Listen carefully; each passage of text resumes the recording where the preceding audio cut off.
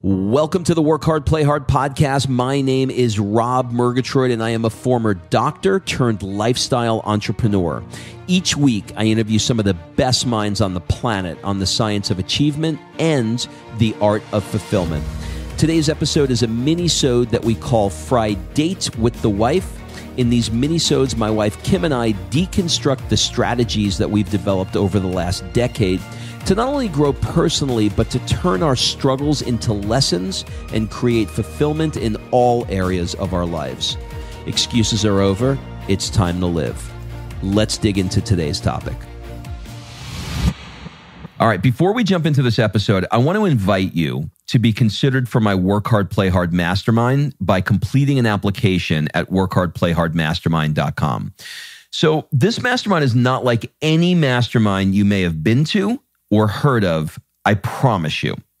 This mastermind is for 6 to 7 figure entrepreneurs that are working too damn much and aren't taking the time to have amazing experiences around the world with an incredible tribe of people. So every 100 days or so, I drop you into new experiences that are specifically designed to elevate your thinking, to give you new ideas. Look, you get your best ideas not staring at a computer. And actually, this is the way high-level people really collaborate with each other. They do it over a glass of champagne, watching the sunset in the south of France. So if you are ready to do some fun stuff around the world and really, really want to level up your tribe in one shot, fill out an application at workhardplayhardmastermind.com. We'll jump on a call and we'll see if it's a good fit. All right, let's jump into today's episode. Well, welcome, Robert Murgatroyd, to your impromptu Fri-Date beach edition. Aren't I supposed to do the intro? You are, but I felt like hijacking it today. Why? Because I want to. Okay. So last night, we went to Lewis Howes' Chasing Greatness premiere, and it was absolutely incredible because I feel like so many things came out of that movie for me, just thoughts. And one of them is honing in our message and honing in what is it that we really want to share with the world and what direction do we want to take this. That's what I walked away pondering because Lewis's message is so clear and so concise that I feel like that's where we're lacking, to be honest. So Rob and I are having this conversation on message and, you know, we're on our weekly walk by the ocean and business meeting, and he started telling me, you know, if he would do a TED Talk, this is what it would be on. And it was so good. So I stopped him so we could do it as a podcast. So here we go. 3, 2, 1, action. Well, look, I don't have a TED Talk prepared. You didn't bring your notes? And I'm not going to give you a tight 18 minutes that's going to blow you away. But the loose idea is at 21, 2 or 3 years old, I was at that crossroads in life trying to figure out what the hell am I going to do with myself. And the decision I made was to come up with something that was going to make a lot of money. And I wanted that thing to have some kind of significance. Why? Like doctor, because I grew up in an environment that didn't have a lot of significance. You know, dad was a truck driver, and I was around the other side of the tracks. It was an area called Forest Hills, and everybody was a doctor or a lawyer, and that was significance to me. So I thought, okay, well, I don't know if I'm smart enough to be an MD, but maybe I could be one of those chiropractors. How'd you get that idea? So my brother said to me, who's an attorney, who was at the time either about to go into law school or was in law school, and, you know, said, you should be a chiropractor. They make a lot of money. You can get to have the name doctor, and you'll have a good life. And so I thought, okay, well, why not? And so the decision was made very haphazardly. And before I knew it, I was enrolled in school and in Georgia. And when I got out, I started practicing. And here's the thing.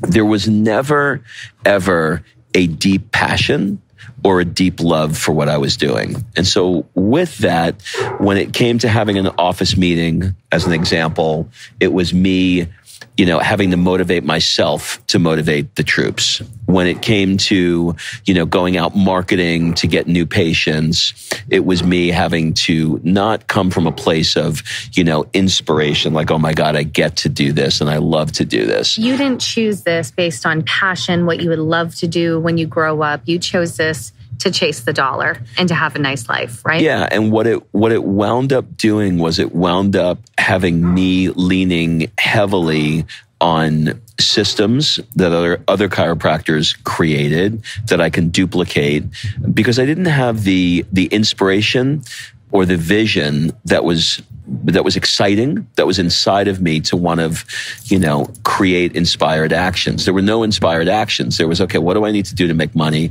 How do I need to do it?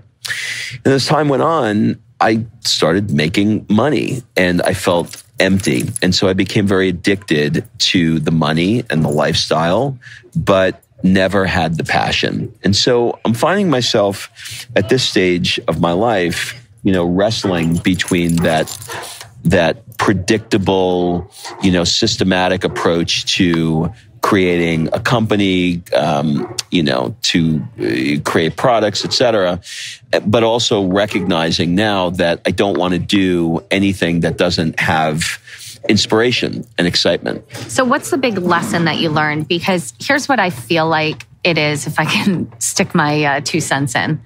I feel like Act 1, you chose to chase a dollar. In Act 2, you're choosing to step into things that light you up in joy.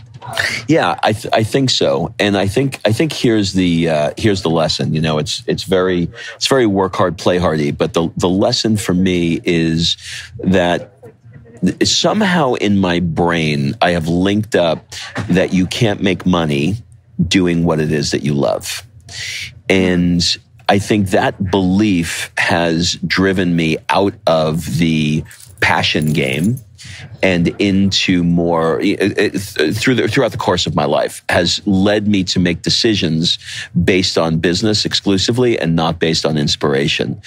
And now I'm at a place in my life where the ROI that I'm looking for is happiness. And so, whether that ROI, turns out to be $100,000 a year or $100 million a year, the ROI I want is happiness. It's not the money. It's the happiness.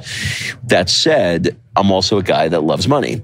And I'm also a guy that wants to, because I know what money can do and I know the impact it can have. So now I'm learning how to do what I love and make money at it. So what would your message be to little Robbie back in Queens, 18, 20 years old, if you could go back and tell him, I'm coming from the future. This is big Robbie. What would you tell him? If you had to pick one criteria to determine what you're going to go into, you will fail if you make that criteria money. And by fail, I don't mean fail at making money, because you probably will get the money because it's what you want. But you will fail at life because you will be mindlessly spending. You don't realize how many freaking years, like I just come off of 25 years. That was a quarter of my life, in that profession. And you don't realize that if what you're after is money, you may get it, but you're not going to achieve the level of fulfillment and insight, and power is not going to move to you. In other words, in 25 years, when I look back on that career, I had almost no creative insight. Like the chairs in my office never changed. The sign outside my store, my office never changed. The front desk girl was like a piece in the museum. She never changed. Like it was Groundhog's Day. There was no innovation, all those iteras, right? There was none of those things. Where when I see companies now, there's, companies, they're doing this one year and the next year they're rolling out a new thing. And like, you mentioned Lewis Howes at the beginning of this, right?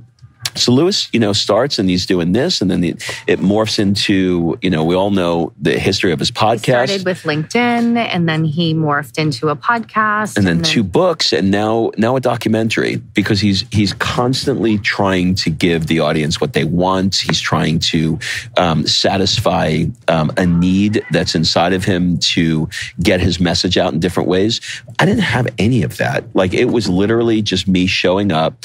What's wrong with your neck? What's wrong with your back? And let me do, what I do, and how much money can I get for this as a career? And I justified it for a lot of years, saying I'm providing a good service, and you went to school for this. But there was no, and you were a fantastic chiropractor. You had a great business. This is why it makes it so difficult, because none of this is wrong, right? I got the degree, I was good at what I did, I made money, but that X factor, that thing inside of you, that spark that causes you to just go, oh, I got an idea.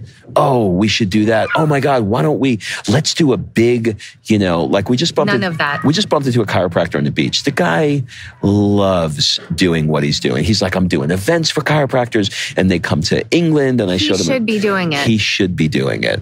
And you should be here. And I should be here. So what's the lesson that you've learned, and what would be the overall theme in your TED Talk? It would be to, you've heard this before, but it would be to follow your passion.